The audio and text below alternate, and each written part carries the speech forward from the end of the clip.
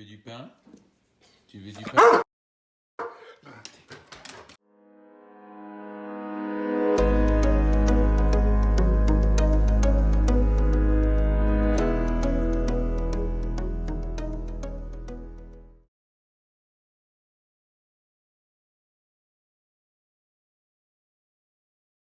Bonjour les fans de French Rêve. Aujourd'hui, c'est un jour spécial. Oui, aujourd'hui, c'est le 1er avril, le jour du poisson d'avril. Qu'est-ce qu'on fait en France pour le poisson d'avril? Expliquez-moi ça. Les Français adorent le 1er avril. Le 1er avril, ils ont une tradition. Oui, le 1er avril, la tradition est de faire des blagues, des plaisanteries. Oui, les Français collent, les Français scotchent un poisson dans le dos de leurs amis. Oui.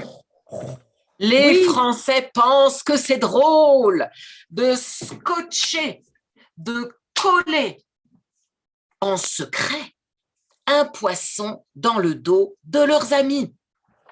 Oui, c'est pour choquer, c'est pour surprendre, mais le plus important, c'est pour rire. Ha, ha, ha, ha, ha. Mais quelle est l'histoire fausse? Je n'ai pas compris. Qu'est-ce que c'est que l'histoire fausse? Ça, c'est vrai. Vous mettez un poisson dans le dos des gens. Bon, c'est pas un vrai poisson, mais c'est une image d'un poisson et c'est vrai. Non? Ça c'est une farce, Marc. Ce n'est pas une histoire. C'est une plaisanterie. C'est une farce. Mais les Français aiment aussi raconter des histoires fausses, raconter des fake news le 1er avril, pour faire rire, pour choquer, pour surprendre leurs amis. Exactement, exactement, Marc et Elisabeth. Alors, aujourd'hui, les fans de French Rêve, Elisabeth, Marc et moi, on va vous raconter une petite histoire et c'est à vous de décider laquelle des 3 histoires est un poisson d'avril. Laquelle des 3 histoires est une fake news? Laquelle des 3 histoires est fausse?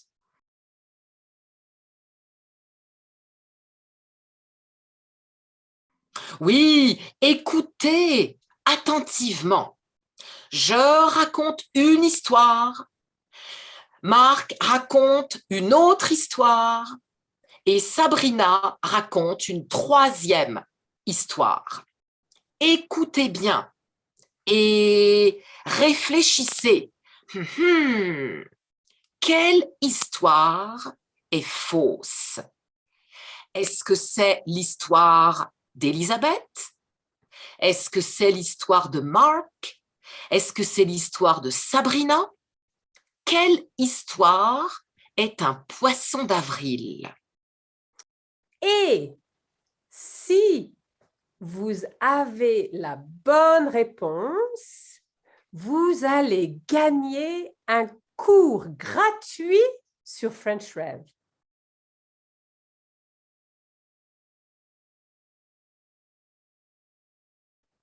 Oui, alors écrivez la bonne réponse dans la boîte de chat. Écrivez le nom de l'histoire.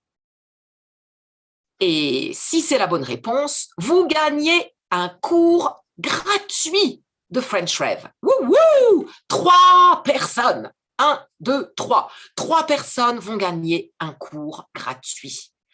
Allez, on y va. On commence. Histoire numéro 1. Histoire d'Élisabeth. L'histoire s'appelle « Des crêpes spéciales ». Le célèbre chef Auguste Escoffier dirigeait les cuisines du Savoy Grill en 1890 à Londres. C'était le chef principal des cuisines. Il préparait un repas pour le roi Édouard VII, qui dînait avec une jeune femme. Oh, un repas spécial pour le roi Édouard VII. Auguste Escoffier a inventé une recette de crêpes, spéciale pour le roi et son invité. Le roi Édouard VII a beaucoup aimé la recette de crêpes spéciale. Et Auguste Escoffier a proposé d'appeler cette recette de crêpes les crêpes Édouard VII. Mais Édouard VII était galant. Édouard VII pensait à la jeune femme qui dînait avec lui. Et il a dit « Non, non, non, je ne veux pas qu'on appelle les crêpes Édouard VII. Je veux donner le nom de la jeune femme qui dîne avec moi pour ces crêpes. » La jeune femme qui dînait avec lui s'appelait Suzette, Suzanne Heikenberg, de son vrai nom. Mais c'est ainsi que les crêpes Suzette sont nées. Voilà, c'est mon histoire. Est-ce qu'elle est vraie? Est-ce que c'est un poisson d'avril? À toi, Marc, de raconter ton histoire. L'histoire numéro 2, ça s'appelle Cornflakes. Vous savez sans doute tous que les cornflakes ont été inventés par un certain monsieur Kellogg. C'était en 1894. Mais vous ne savez peut-être pas que monsieur Kellogg a inventé les cornflakes par erreur. Par erreur. Monsieur Kellogg a cuisiné du maïs trop longtemps.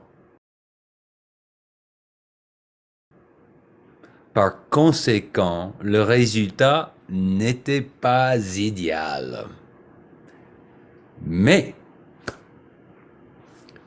un sanatorium en Amérique a utilisé les cornflakes comme potion anti-aphrodisiaque. Et le reste appartient à l'histoire des petits déjeuners américains. Les cornflakes comme potion anti-aphrodisiaque. Oh, j'adore. Alors, la troisième histoire s'appelle la tragédie gastronomique de Vatel. Oh! Dans une ville française qui s'appelle Chantilly, il y avait un prince, le prince de Condé. Le prince de Condé était le cousin du roi Louis XIV. Pendant 3 jours, en avril 1671, Alors qu'il faisait une grande fête avec beaucoup de festivités et beaucoup d'invités, il y eut de petits incidents qui ont provoqué un grand désastre. Le premier soir, il n'y avait pas assez de poulet rôti à table. Le deuxième soir, le ciel était couvert et les feux d'artifice n'ont pas fonctionné. C'était un vrai fiasco. Le troisième soir, la crème fouettée, glacée, proposée par l'organisateur de la fête, François Vatel, n'a pas réussi à cause d'un manque de glaçons pour réfrigérer le plat. Vatel était désespéré et humilié. Il s'est suicidé avec une épée qui a transpercé son cœur. Pauvre Vatel, il ne savait pas que son sous-chef avait distribué des fraises avec la même crème fouettée et la même recette, sans être glacées. Et ce fut un succès phénoménal qu'aujourd'hui, on mange toujours ce plat délicieux qu'on appelle, en l'honneur de l'occasion, la crème chantilly. Voilà. Est-ce que l'histoire de la crème chantilly est une vraie histoire ou est-ce que c'est un poisson d'avril? Répondez dans les commentaires.